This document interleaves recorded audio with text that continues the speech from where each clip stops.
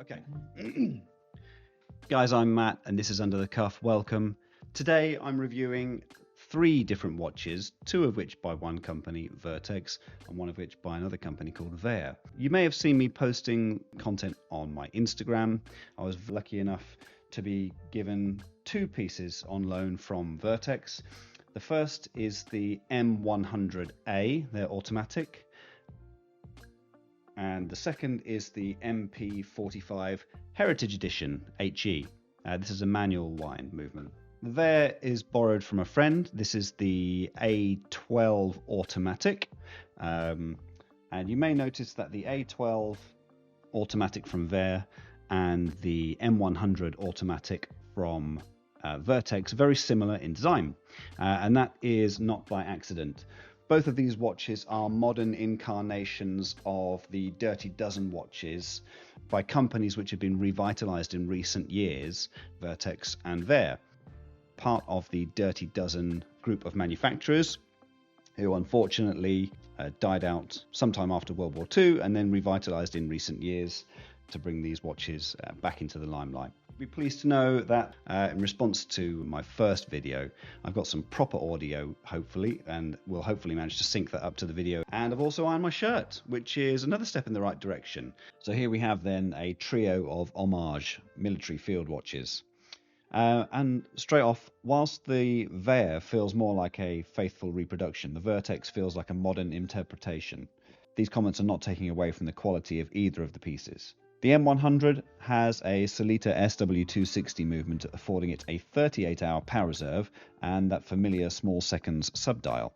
The A12 gets the ETA 2895, which appears in this model to be absolutely f***ed by the look of it, judging by the way that the hands move when I turn the crown. There we go. Now, I was told that this was a prototype version in the initial release, and I do believe that they have stopped making this in favour of a smaller 36mm size. So, as you're probably very aware, Vertex were one of the original Dirty Dozen manufacturers, the only British manufacturer as it happens. But they became victim to the quartz crisis in the 70s and 80s. Whereas Vaer are the upstart, trying to take a bite out of the Dirty Dozen fame.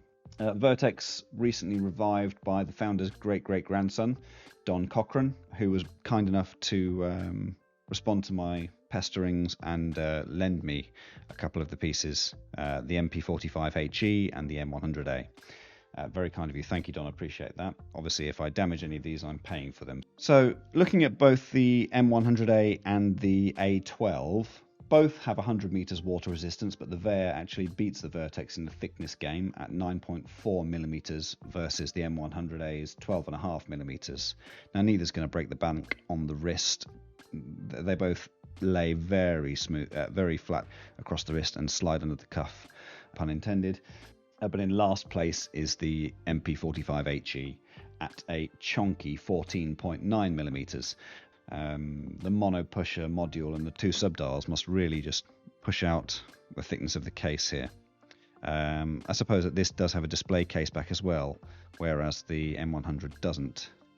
The MP45 HE Heritage Edition, being limited to 25 pieces, I can comfortably say is the rarest timepiece I've ever or am ever likely to hold in the metal, and at £3,480 you're unlikely to ever find anything so gobsmackingly rare and handsome at that price. Build quality does seem to be excellent on this. What you might not be able to make out from these pictures are the texture of the dial, the colour of it. It's a sort of tungsteny, rhodium, dark grey, gunmetal finish to it, which when paired with the off-white, slightly greeny yellow numerals, superluminova, just pairs so well. The very pale green or yellowy green colours just are so nice. While I'd love the dial of the MP45, I can't get over that lopsided case profile, unfortunately. The asymmetry just puts me in mind of kids I used to see at school with blocked up shoes to stop them walking in circles. Beautiful face, shame about the clubfoot. The same indifference cannot be held for the M100 and the A12 though, both of which are handsomely simple and simply handsome.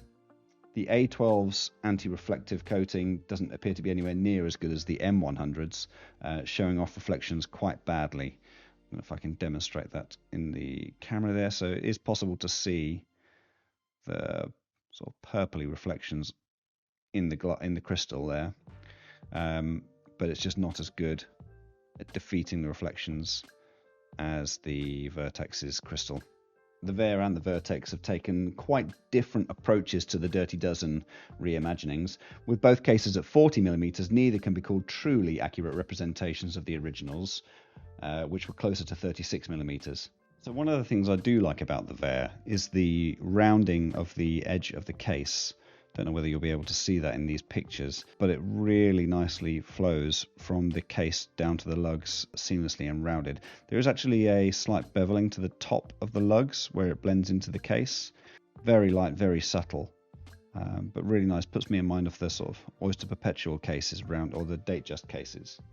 The case of the M100 is more of a brushed finish and definitely more flat-sided than the A12. The A12 has more of a satinated finish, whereas the M100 is definitely sort of a directional brushing finish to that, more hard-sided as well. The new 36mm version of the A12 is a manual and costs $1,029 US. I thought I was going to be disappointed by the Vaer, but even though this is a discontinued version 1 model, I have to say I'm not keen. The Vaer just feels like an opportunistic imposter. The Vaer is what I imagine would be made if the same brief were issued today to manufacturers, whereas the M100 is what I imagine would be the result of years of iterative design from the original Dirty Dozen M100. This is what the M100 would have grown up to be if the brand had stayed alive and reproduced the watch over the years. The M100 is not trying to be a faithful recreation, it's a modern interpretation, much like the Omega Moonwatch or the IWC Mark XX. But tell me what you think. Is this, the Vertex M100A, the best military field watch you can buy right now? What about the other options, like the Hamilton Khaki Field or the Cabot Watch Company, CWC? Is its higher price than the other two justified? Let me know what you think. So then, what's the verdict? For me, the out-and-out winner is the Vertex M100A. Perhaps the least surprising outcome. It's the triple threat. True heritage, classic but modern design and beautifully executed. While the original manual version may be more true to the original concept, technology has moved on to such an extent where automatic movements are now an affordable and reliable option. You don't have to sacrifice one for the other anymore. Aside from this, it has versatility on its side, much more so than the MP45 due to its lopsidedness, and can be dressed up or down on a variety of straps, although I think it looks best when it's sticking to its original NATO intentions. And as such, the M100A wins. The Vaer was disappointing. The beautiful case shape was not enough to get past that sticking movement and bland design, at least in comparison to the two Vertexes, and the nagging thoughts of imposter syndrome when in the company of the other two. It's too expensive to take a punt on for a bit of fun. It's trying to do an impression of a serious watch while pricing itself in the range of something to take a punt on. However, the big surprise is the MP45 HE.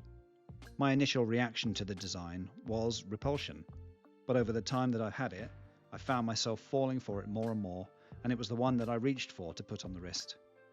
That rhodium dial, the Photina 3D numerals, the beveled hands, the bicompax layout. Yes, it's got one ear that sticks out, but it's our imperfections that make us interesting.